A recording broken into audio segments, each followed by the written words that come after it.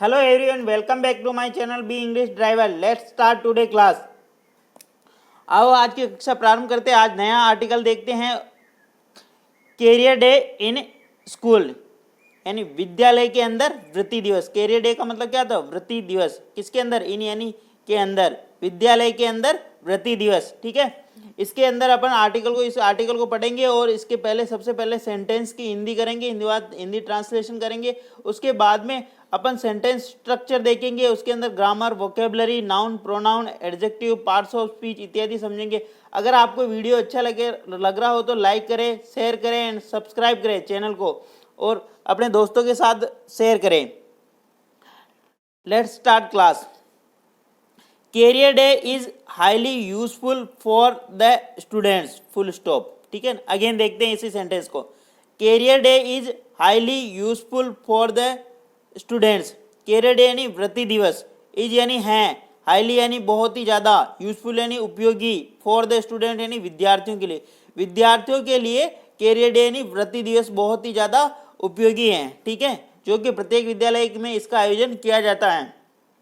ठीक है, अब इस सेंटेंस स्ट्रक्चर देखते हैं, इसको वन बाय सेंटेंस को ब्रेक करते हैं और वर्ड बाय वर्ड समझते हैं। इसकी वोकेबलरी, नाउन, प्रोनाउन और प्रीपोजिशन इत्यादि। कैरियर डे यहाँ पे सब्जेक्ट का काम कर रहा है ना।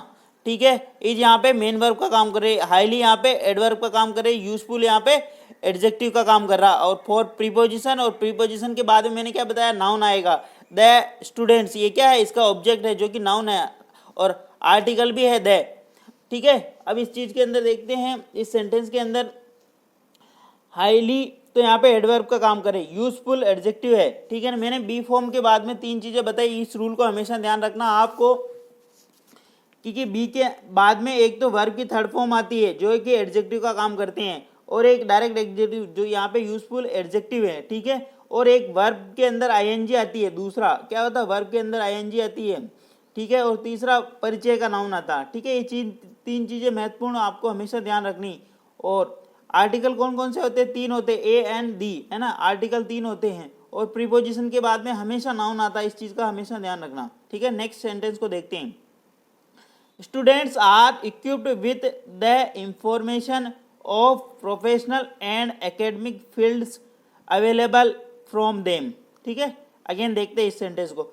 ठीक है, आप भी जब भी पढ़ो तो एक लाइन को दोबारा पढ़ा करो, ताकि उससे आपको अधिक समझ में आए, उससे सेंटेंस आप कैच कर पाते हो, कैसे समझना उसको समझ पाते हो। ठीक है, students are equipped with the information of professional and academic fields available for them. ठीक है, स्टूडेंट्स यानी विद्यार्थी, आर यानी है, इक्विप्ड विद यानी युक्त करना, उनसे लेस करना, द इंफॉर्मेशन करते हैं, और प्रोफेशनल एंड एकेडमिक, प्रोफेशनल यानी व्यावसायिक, एंड एकेडमिक यानी अकादमिक फील्ड्स अवेलेबल फॉर देम यानी उनके लिए। स्टूडेंटों को युक्त किया जाता है किसके द्वारा? सूचनाओं के द्वारा। स्टूडेंटों को युक्त किया जाता है किसके द्वारा? विद द इंफॉर्मेशन, सूचनाओं, जो कि किसके अंदर? व्यावसायिक शिक्षा और अकादमिक शिक्षा के क्षेत्र में अवेलेबल है फॉर देम यानी उनके लिए, जो उपलब्ध है। वृत्ति दिवस के अंदर क्या किया जाता है कि विद्यार्थियों को सूचनाओं से युक्त किया जाता है। इक्विप्ड यानी युक्त करना, लेस करना, है ना, उनको उनके बारे में बताना। द इंफॉर्मेशन ऑफ प्रोफेशनल यानी व्यावसायिक शिक्षा, यानी व्यावसायिक क्षेत्र में क्या है? फील्ड्स का मतलब क्षेत्र, एकेडमिक यानी अकादमिक क्षेत्र के अंदर जो उपलब्ध है, फॉर देम यानी उनके लिए। ठीक है, उनके लिए जो भी व्यावसायिक क्षेत्र में और अकादमिक क्षेत्र में जो अपॉर्चुनिटी, जो मौके अवेलेबल है, उनके लिए उनको बताया जाता है ना। अब इस सेंटेंस को ब्रेक करते हैं और इसकी ग्रामर, वोकेबलरी जानने का। स्टूडेंट्स यहाँ पे नाउन, आर यहाँ पे मेन वर्ब, इक्विप्ड विद जो कि थर्ड फॉर्म जो एडजेक्टिव का काम कर रही है। इक्विप्ड के साथ में हमेशा विद प्रीपोजिशन आता, प्रीपोजिशन के बाद में नाउन आता। The information of professional and academic fields. ठीक है ना, ये यहाँ से पढ़ेंगे। The information of professional and academic fields, जो कि सूचनाएं हैं किसके अंदर? व्यावसायिक क्षेत्र में और अकादमिक क्षेत्र में, यहाँ तक है ना। द आर्टिकल लगा के, ये नाउन लगा के, ऑफ प्रीपोजिशन लगे के, वापस ये नाउन और एंड कंजक्शन लगाई, इन वर्डों को ऐड किया है, ऐसे समझना आपको। ठीक है, अवेलेबल फॉर देम, जो कि उनके लिए उपलब्ध है। फॉर यहाँ पे वापस प्रीपोजिशन, प्रीपोजिशन के बाद में नाउन आता या ऑब्जेक्ट आता है, जो कि उस वाक्य का ऑब्जेक्ट होता है ना। ठीक है ना। तो दे देयर देम ये प्रोनाउन होता है, दे देयर देम ये, ठीक है ना, ये ऑब्जेक्टिव है, ठीक है। नेक्स्ट सेंटेंस पे बढ़ते हैं। अगर आपको वीडियो अच्छा लग रहा हो तो प्लीज़ लाइक करें, शेयर करें और चैनल को सब्सक्राइब करें अगर आप फर्स्ट टाइम इस पर विजिट कर रहे हो तो। Thank you. आगे बढ़ते हैं। After the morning assembly, after the morning assembly यानी सुबह की प्रार्थना, जो आपने विद्यालय के अंदर देखा होगा, जो सुबह एक प्रेयर होती है आफ्टर द मॉर्निंग असेंबली, उसको मॉर्निंग असेंबली बोलते हैं ना, प्रेयर, प्रार्थना। Teachers of arts, commerce, science, agriculture, physical education etcetera inform the students about the opportunity and course available in these fields. वापस देखते हैं, इतना लंबा सेंटेंस है, ठीक है ना।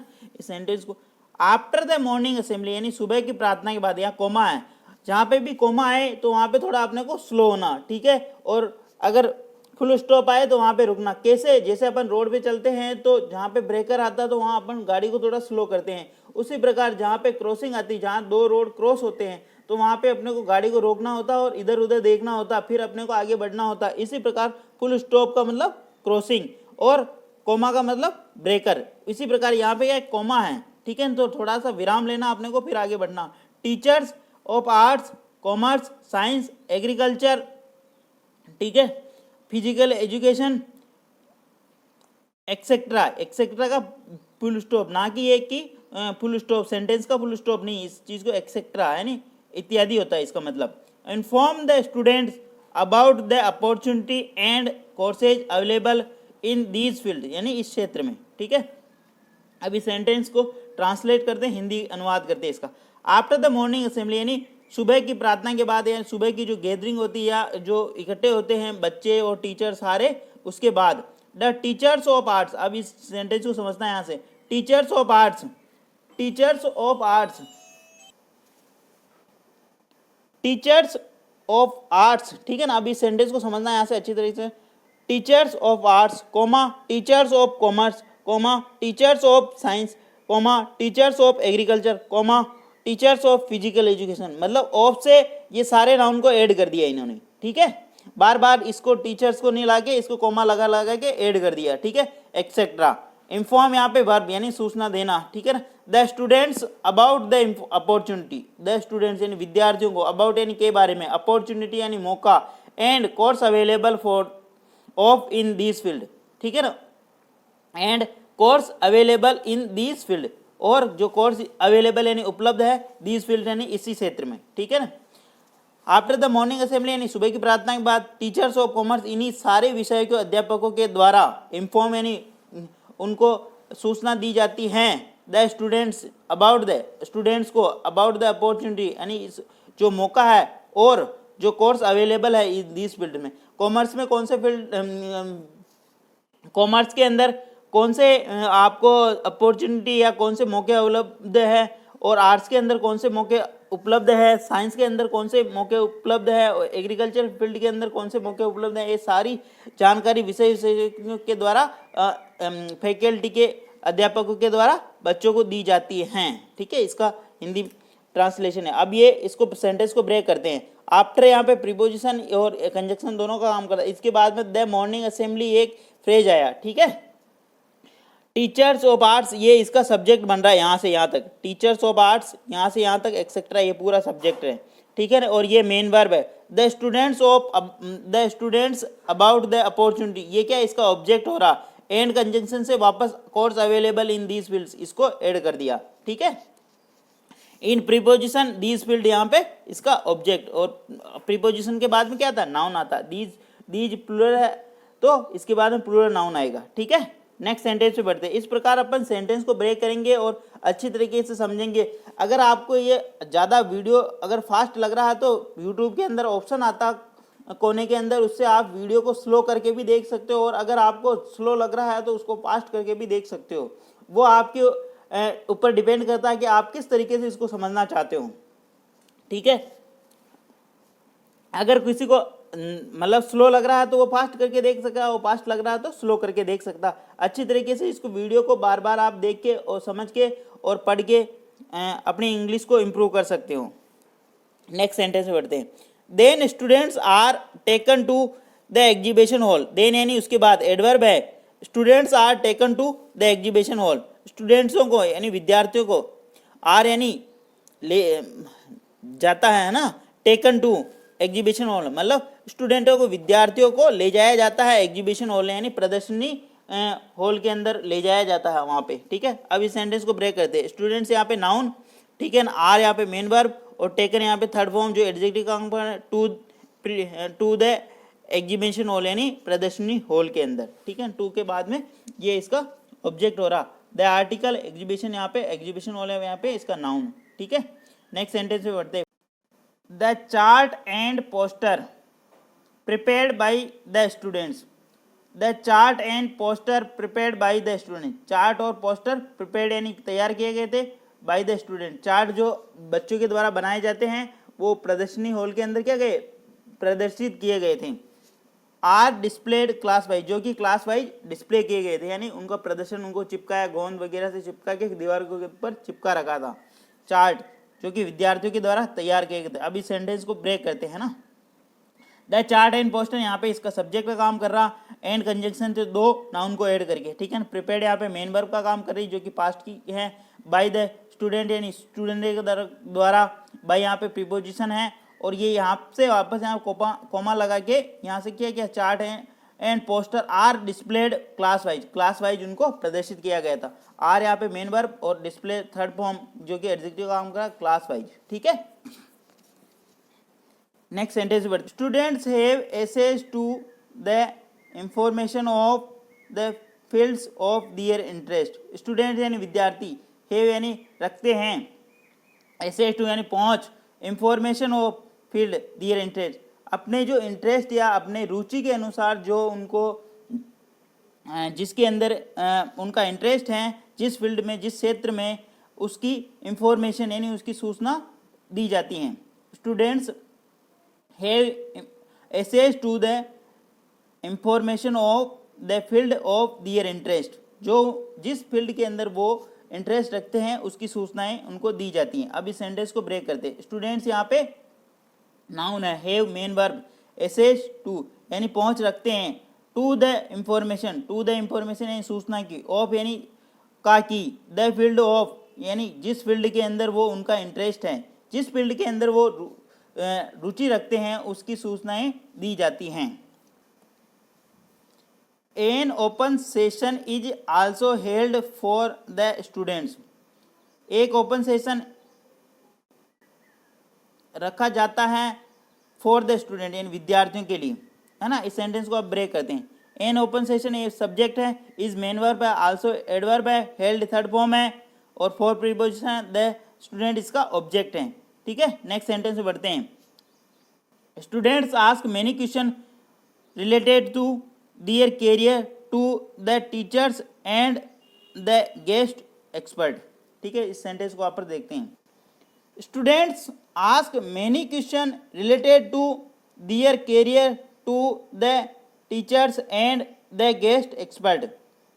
स्टूडेंट्स यानी विद्यार्थी, आस्क यानी पूछते हैं, मेनी क्वेश्चन यानी बहुत सारे question, related to their career यानी अपने कैरियर से संबंधित, टू द टीचर्स यानी अध्यापकों से, और द गेस्ट एक्सपर्ट यानी जो मेहमान जो मेहमान विशेषज्ञ थे वहाँ पे उनसे।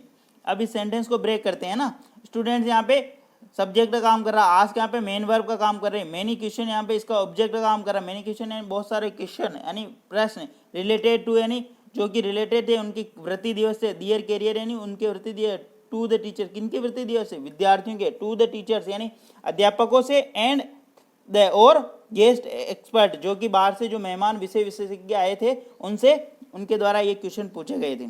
ठीक है, एंड कंजंक्शन लगा के यहाँ पे क्या किया, टू यहाँ पे तो प्रीपोजिशन है, प्रीपोजिशन के बाद में नाउन दियर कैरियर है ना, their career, his career, her career, to यहाँ पे वापस प्रीपोजिशन और इसके बाद में their teachers and the guest expert, and conjunction से दो फ्रेज को, दो नाउन को यहाँ पे उसने ऐड कर दिया। ठीक है, नेक्स्ट सेंटेंस में बढ़ते हैं। Their curiosity is caused by the concerned expert. Their curiosity यानी उनकी, किसकी, विद्यार्थियों की क्यूरियोसिटी, इज क्यूज्ड यानी उसको शांत किया गया, बाय द कंसर्न्ड एक्सपर्ट यानी जो वो कंसर्न्ड विषय विशेषज्ञ थे उनके द्वारा। क्यूरियोसिटी का मतलब क्या, तो जिज्ञासा होती है, ठीक है ना। इज यहाँ पे मेन वर्ब का काम कर रही है, और थर्ड फॉर्म जो कि क्वेंस्ड, जिसका मतलब होता है शांत करना, ठीक है। अभी सेंटेंस को ब्रेक कर, दियर क्यूरियोसिटी यानी उनकी क्यूरियोसिटी, उनकी जिज्ञासा, इज यानी है, क्वेंस यानी शांत किया जाता है, बाई यानी के द्वारा, ठीक है। द कंसर्न्ड एक्सपर्ट जो कि विषय विशेषज्ञ थे वहाँ पे, जो जिसके सब्जेक्ट के अंदर जानकारी रखते हैं। यहाँ पे बहुत सारे विषय विशेषज्ञ थे, आपको आगे अपन ने बताया था, पढ़ा था अपन ने, जिसमें आर्ट्स के भी टीचर थे, ठीक है ना, एग्रीकल्चर के थे, साइंस के थे, ठीक है, कॉमर्स के थे। उनके द्वारा इसको विद्यार्थियों के अंदर जो भावनाएं थी, जो उनके अंदर क्यूरियोसिटी थी, जो उनके अंदर जिज्ञासा थी, उनको इनके द्वारा बताया गया, शांत किया गया, है ना। क्वेंच का मतलब शांत किया, ठीक है। नेक्स्ट सेंटेंस पे बढ़ते हैं।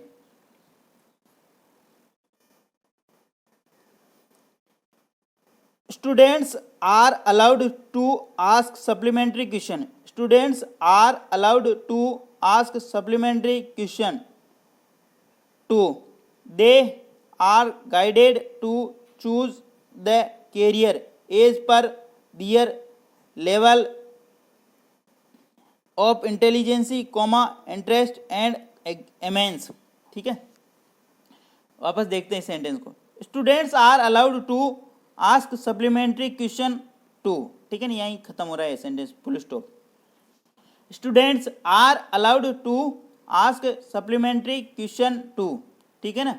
स्टूडेंट्स यानी विद्यार्थियों को, आर अलाउड यानी आज्ञा दी जाती है, ठीक है, टू आस्क सप्लीमेंट्री क्वेश्चन यानी पूरक क्वेश्चन पूछने के लिए भी, ठीक है, विद्यार्थियों को पूरक क्वेश्चन पूछने के लिए भी आज्ञा दी जाती है ना। अब इस सेंटेंस को ब्रेक करते हैं, समझते हैं इसको। स्टूडेंट्स यानी विद्यार्थी, आर यानी दी जाती हैं, अलाउड यानी आज्ञा, टू आस्क यानी प्रश्न पूछने की, सप्लीमेंट्री यानी पूरक प्रश्न पूछने की, टू यानी बी, विद्यार्थियों को सप्लीमेंट्री यानी पूरक प्रश्न पूछने की आज्ञा दी जाती है, ठीक है। स्टूडेंट्स यहाँ पे सब्जेक्ट का काम कर रहा, आप यहाँ पे मेन वर्ब, अलाउड यहाँ पे थर्ड फॉर्म जो कि एडजेक्टिव का काम कर रही है, टू आस्क यहाँ पे इन्फिनेटिव का काम कर रहा है जो कि प्रश्न पूछने के लिए, जो पर्पज के लिए काम कर रहा है, सप्लीमेंट्री क्वेश्चन यहाँ पे ऑब्जेक्ट का काम कर रहा, टू यहाँ पे एडवर्ब का काम कर रहा, ठीक है। नेक्स्ट सेंटेंस पे बढ़ते हैं। They are guided to choose, they are guided, they यानी उन्हें, आर यानी किया जाता है, गाइडेड यानी मार्गदर्शित, टू चूज यानी चुनने के लिए, द कैरियर, द कैरियर यानी वृत्ति, है ना, अपना भविष्य चुनने के लिए, as per their level of intelligency, अपने लेवल यानी as per their level of intelligence, अपनी मेधा के अनुसार, ठीक है, इंटेलिजेंसी के अनुसार, इंटरेस्ट के अनुसार, और इमेंस यानी अपने साधना अनुसार, अपने पास जो क्या साधन उपलब्ध है उनके अनुसार, ठीक है। वापस देखते हैं। They are guided to choose the career as per their level of intelligence, their level of interest and their level of immense, ठीक है, ये चीज़ ध्यान रखना। दे यानी उन्हें, आर गाइडेड यानी मार्गदर्शित किया जाता, टू चूज यानी चुनने के लिए, द कैरियर यानी उनका वृत्ति, as per their level of intelligence उनकी क्षमता और उनके रुचि और उनके साधना अनुसार, ठीक है। अब इस सेंटेंस को ब्रेक करते हैं और इसको समझते हैं। दे यानी सब्जेक्ट, आर यहाँ पे मेन वर्ब जो कि हेल्पिंग वर्ब का काम कर रही है ना, ठीक है ना, जो यहाँ पे हेल्पिंग वर्ब भी समझ सकते हैं और मेन वर्ब भी, और थर्ड फॉर्म जो कि एडजेक्टिव का काम कर रही है, ठीक है। और टू चूज यानी चुनने के लिए, द कैरियर यानी अपना वृत्ति यानी भविष्य चुनने के, एज पर दियर लेवल उनके लेवल स्तर के अनुसार, इंटेलिजेंस यानी क्षमता, और इंटरेस्ट यानी रुचि, इमेंस यानी साधन, इन सारी चीज़ों के अनुसार मतलब अपना जीवन चुनना, मार्गदर्शन करना किया जाता है विद्यार्थियों को विषय विशेषज्ञों के द्वारा, ताकि वो अपने कहीं भटकाव महसूस नहीं करे और एक सही दिशा के अंदर अपने जीवन का निर्माण कर सके। इसलिए प्रत्येक विद्यालय के अंदर प्रत्येक वर्ष एक वृत्ति दिवस का आयोजन किया जाता है। और अपन इसी प्रकार इस सेंटेंस को पहले हिंदी ट्रांसलेशन करेंगे और फिर उस सेंटेंस को ब्रेक करेंगे और समझेंगे। प्लीज़ अगर वीडियो अच्छा लग रहा है तो लाइक करें, शेयर करें एंड चैनल को सब्सक्राइब करें और अपने दोस्तों के साथ अधिक से अधिक शेयर करें।